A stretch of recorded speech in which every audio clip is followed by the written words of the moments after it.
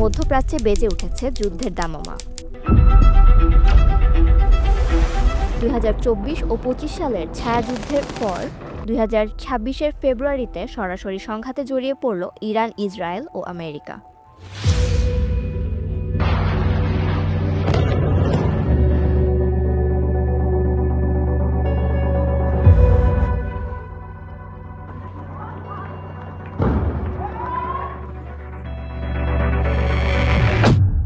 দীর্ঘদিনের প্রক্সি যুদ্ধ এবং পারমাণবিক ইস্যুতে ইরান ও ইসরায়েলের মধ্যকার বৈরিতা এখন পূর্ণমাত্রার যুদ্ধে রূপ নিয়েছে।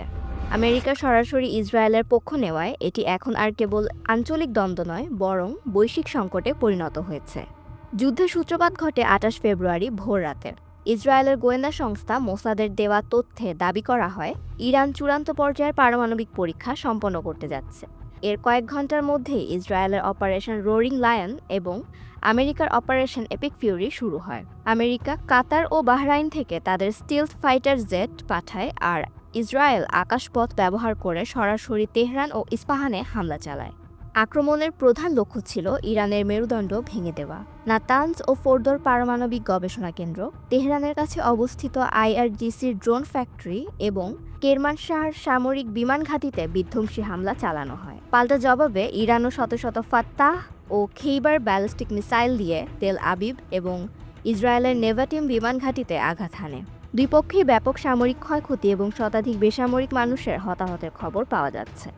1 মার্চ সকালে বিশ্বব্যাপী চাঞ্চল্য ছড়িয়ে পড়ে। তেহরানের বাসভবনে মার্কিন ইসরায়েলি হামলায় ইরানের সর্বোচ্চ ধর্মীয় নেতা আয়াতুল্লাহ আলী খামেনি নিহত হওয়ার খবর নিশ্চিত করে ইরানি গণমাধ্যম। তার মৃত্যুতে ইরানে 40 দিনের রাষ্ট্রীয় শোক ঘোষণা করা হয়েছে এবং আলী রেজা আরাফির নেতৃত্বে একটি অন্তর্বর্তীকালীন কাউন্সিল গঠন করা হয়েছে। শোকের মাঝেই যুদ্ধের ভয়ঙ্কর সংকেত হিসেবে কোম শহরের জামকারান মসজিদের মিনারে ওড়ানো হয়েছে লাল পতাকা। শিয়া ঐতিহ্যে এই লাল পতাকা উত্তোলনের অর্থ হল অসমাপ্ত লড়াই এবং চরম প্রতিশোধের ডাক। ইরানের অন্তর্বর্তীকালীন কাউন্সিল জরুরি সিদ্ধান্তে জানিয়েছে তারা এখন আর কোনো প্রক্সি নয়, বরং সরাসরি আমেরিকা ও ইসরায়েলের মূল ভূখণ্ডে আঘাত হানার প্রস্তুতি নিচ্ছে। নেতৃত্বের এই বিশাল শূন্যতা ইরানকে এক মরণপণ যুদ্ধের দিকে ঠেলে দিয়েছে, যা মধ্যপ্রাচ্যের মানচিত্র বদলে দেওয়ার ক্ষমতা রাখে। জাতিসংঘ অবিলম্বে যুদ্ধবিরতির আহ্বান জানালেও পরিস্থিতি থমথমে। ইরান ইতিমধ্যেই বিশ্বের গুরুত্বপূর্ণ তেলের রুট হরমুজ প্রণালী বন্ধ করে দেওয়ার হুমকি দিয়েছে। ফলে বিশ্ববাজারে জ্বালানি তেলের দাম রেকর্ড পরিমাণ বৃদ্ধি পেয়েছে, যা বৈশ্বিক মন্দার আশঙ্কা তৈরি করছে।